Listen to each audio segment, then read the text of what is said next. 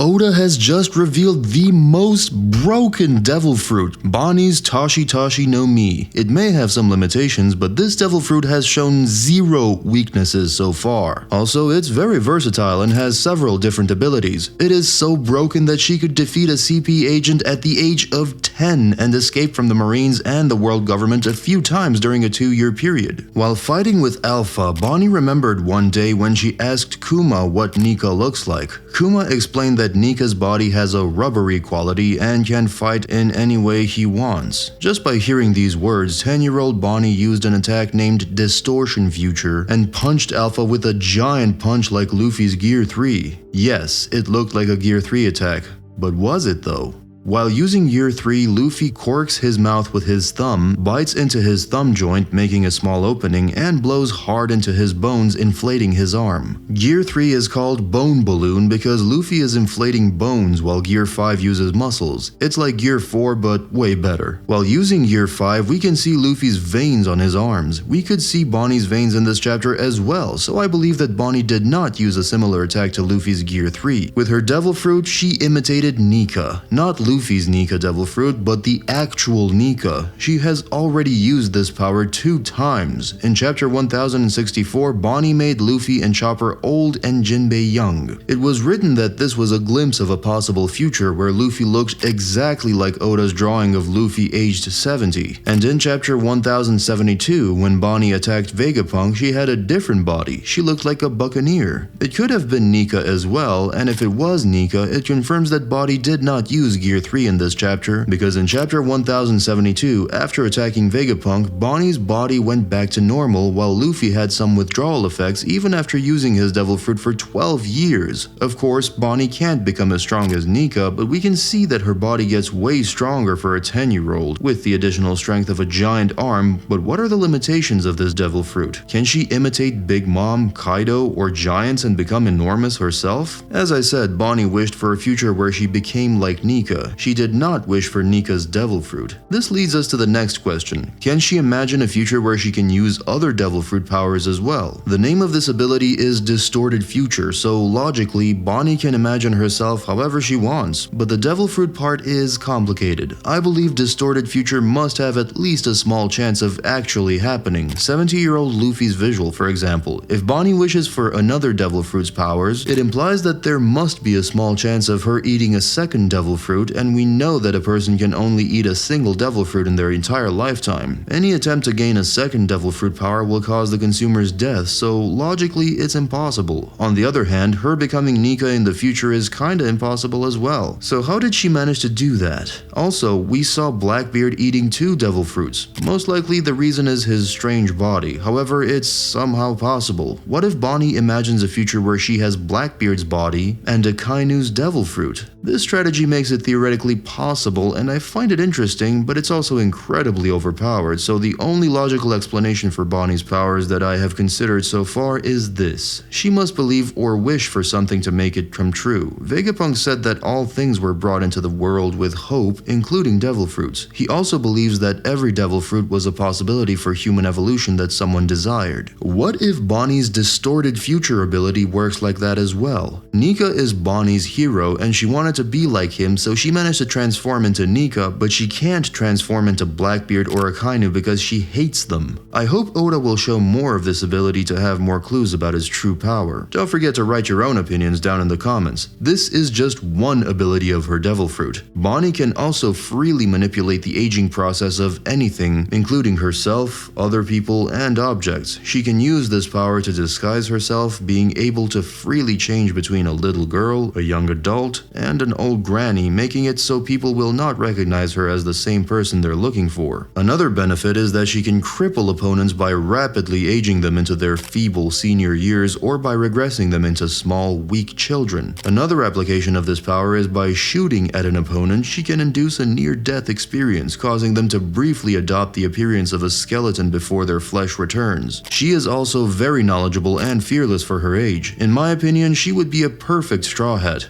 At first I was skeptical, but now I want her to join the crew. Of course, not only because of her interesting devil fruit. We have 2 perverts, Sanji and Brook, 2 geeks, Chopper and Usopp, 2 mature, calm ones, Robin and Jinbei, and 2 cowards, Nami and Usopp. Bonney and Luffy can be glutton ones. Besides, her entomophobia, as we've seen in Egghead, can be quite the running gag if she joins. On the other hand, we know how much Luffy loves beetles. It was shown in cover stories, in One Piece films, during Luffy's childhood, at Fishman Island, and even on Egghead. Another funny thing will be Bonney using her devil fruit powers on crew members just for fun. Everyone would like to see Kid Jinbei or Old Zoro. We can find her ties with the Straw Hats from her very first appearance. She protected Zoro at Sabaody, prevented him from making a scene by slaying a celestial dragon, which could have been much worse for the crew than Luffy punching him in the face. Robin similarly saved Luffy in Alabasta after Luffy lost a crocodile. On top of that, she also knows Sabo, Luffy's brother. Luffy even calls her by her actual name. I mean, Luffy and Law had an alliance since Punk Hazard, and Luffy still keeps calling him Tragai. Also, I think we can agree that Bonney and the Straw Hats have the same enemies, Akainu, Blackbeard, and the Celestial Dragons. She even attacked Saturn, one of the Gorosei, so right now we can consider the whole world government as her enemy. Like other Straw Hats, she had a pretty difficult childhood, especially after Kuma became a cyborg. Kuma did everything to give Bonney a good childhood and saved her life, but her story is still tragic. It was revealed in the Vivre Card books that her crew got captured and only she managed to escape. Her only choice now, if she wants to remain in the piracy world, is joining a Yonko such as Luffy. I think there is no doubt that she will escape from Egghead. After witnessing Kuma's backstory and seeing how much he did for Bonney to survive and live a happy life, it will be the most unexpected thing for Oda to kill her in this arc, so she has to go with the Straw Hats. Last but not least, if Kuma dies at Egghead, at least Bonney, his daughter, who is also inspired by Nika, will witness Nika defeating the world government with her own eyes. In this chapter, we had another interesting panel. Kuma remembered one of his trips with the Revolutionary Army in the Goa Kingdom. Kuma mentioned that he noticed how Dragon seemed to know a lot about the country. Also, he said that Dragon visited a village outside of the country to observe a certain boy.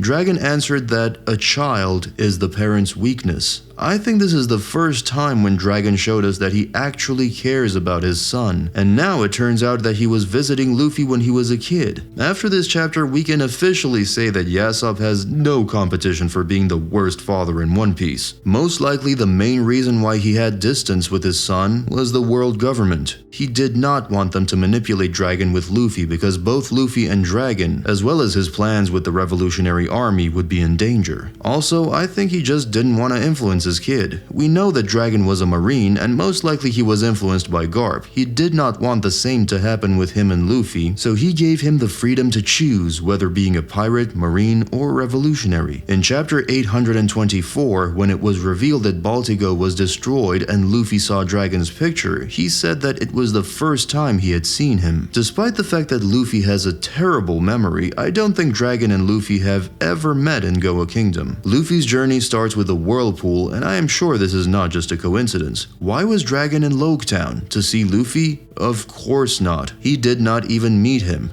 To save him then? How did he know that Luffy would be in danger in Loguetown? Or why did he not save him at Marineford or Sabaody? I think the only explanation is that Dragon followed Luffy until he reached the Grand Line. He was observing and testing his abilities from the start, and tested Luffy if he was ready to start his journey with a small whirlpool. Some may say that if Luffy had drowned, Dragon would not be able to save him because he is a Devil Fruit user as well, but remember that he could save drowning Sabo. Some theories suggest that Mihawk is a secret revolutionary, and if that's true, then it could be the reason why he went from the Grand Line to Baratie. Oda does everything for a reason. He would not draw the first pages of the story without meaning. I always wondered why it started with a whirlpool, but I think now we found some connections. Whirlpools form when heavy winds cause water to travel in different directions, and most likely Dragon has the wind or weather fruit. This leads me to believe that Dragon could also be the lurking legend with a burn scar. If you want to see more about this topic, you can watch this video right here. Thanks for watching.